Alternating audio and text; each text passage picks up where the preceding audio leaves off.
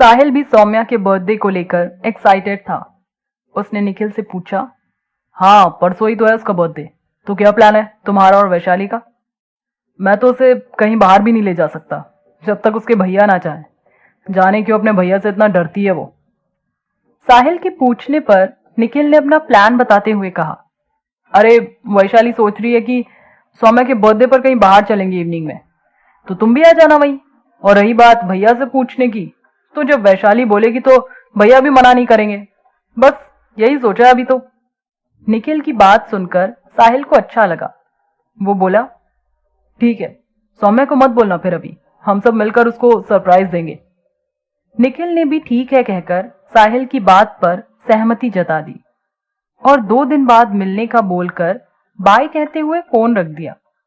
साहिल से बात करके अब निखिल का मन भी सही था। उसको अच्छा लग रहा था कि वो सौम्या को खुश करने के लिए कुछ कर रहा है। साहिल और सौम्या को एक साथ देखकर शायद निखिल के मन में आई हुई फीलिंग ही बदल जाए। निखिल तो बस सौम्या को खुश देखना चाहता था।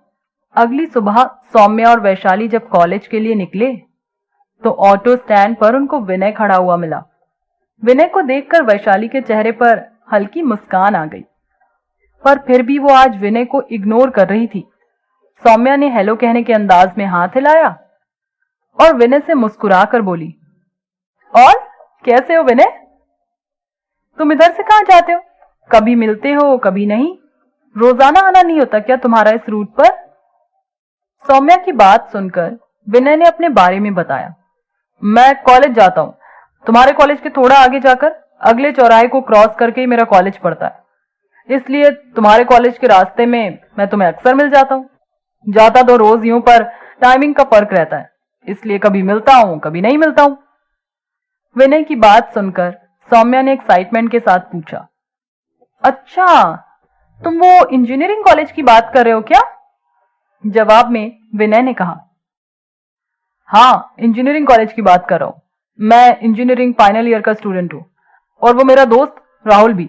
ये जो आगे जाकर पहाड़ी वाला मंदिर पड़ता है ना, उसके पीछे जो कॉलोनी है वहीं पर हम लोगों ने रूम ले रखा है।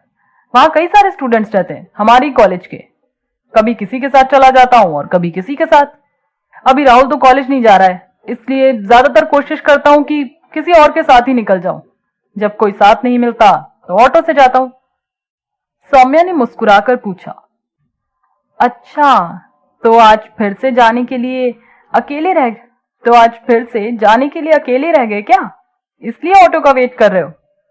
इस पर विनय ने वैशाली को तिरछी नजर से मुस्कुराते हुए देखा और कहा, नहीं आज तो किसी से मिलना था इसलिए आया हूं।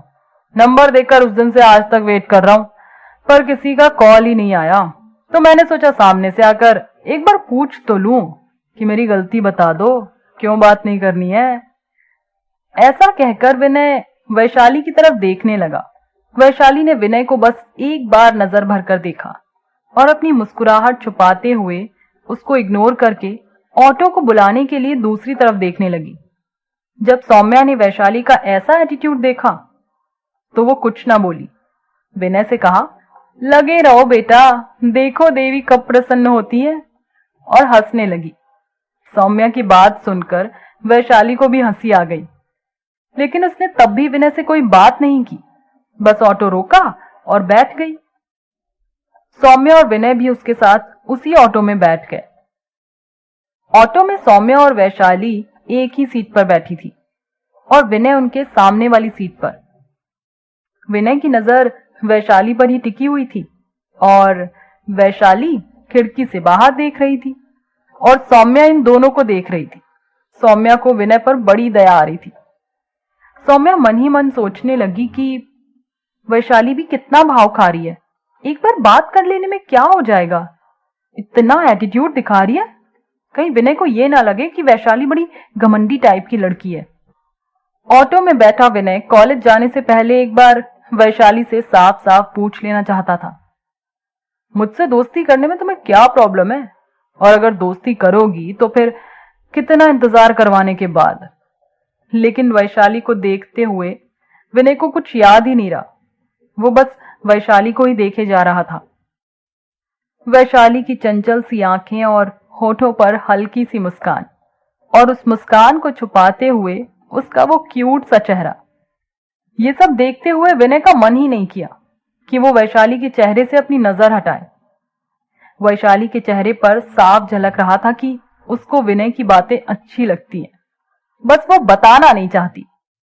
क्या सच में वैशाली विनय को पसंद करने लगी थी, या ये विनय की गलतफहमी थी? जानेंगे अगले एपिसोड में। अजनबी